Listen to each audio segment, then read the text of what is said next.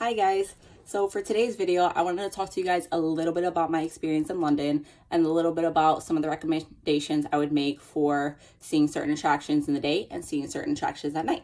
So getting started, London was definitely one of my top 3 places that I had always wanted to visit as a child.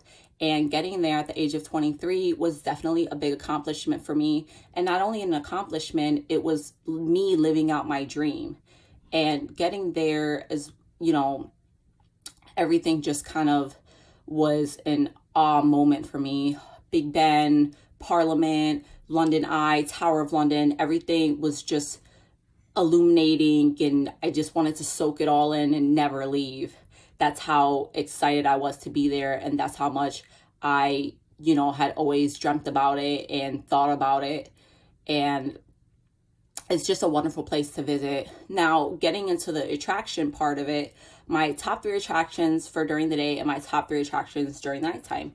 I will kind of go a little bit into both, not too much into detail for that. You'd have to read my blog post specifically about London, where I also make some recommendations as to places you might want to see and foods and things of that nature that you might want to try.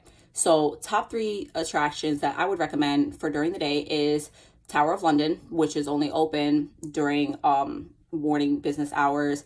Very awesome place to see. Lots of history behind it. Highly, highly recommended for any of you history buffs like myself.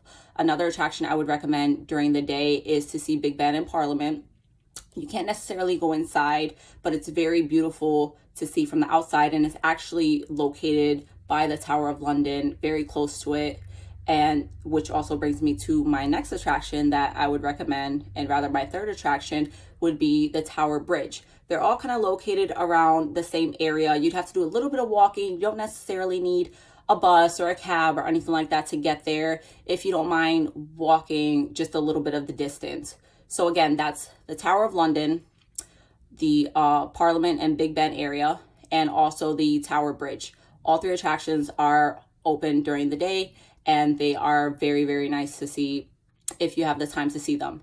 And as for my 3 attractions during the nighttime, I would highly, highly recommend going on the London Eye at night. Not only are the lines much shorter, but it also gives you a really nice view of the city itself.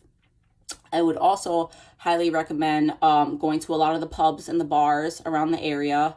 Really nice people, very affordable drinks, really good food. It's a really nice place to kind of just take it down from the excitement of the day. And it's, a good place for family, friends, if you're a traveler that you like to travel solo. Very good way to meet people and to kind of mingle if that's not what you're really into during the day.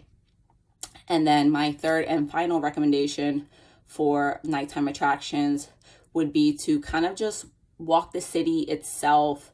Not necessarily the entire city, but Trafalgar Square more or less is kind of where I'm referring to. It's like a New York Times Square type of feel. A lot of shopping, a lot of theater over there, more bars, food. It's just a really good time, especially if you're traveling with friends. I would recommend going to Trafalgar Square during the nighttime to kind of, again, see the flashing lights and get that really New York Times Square kind of vibe.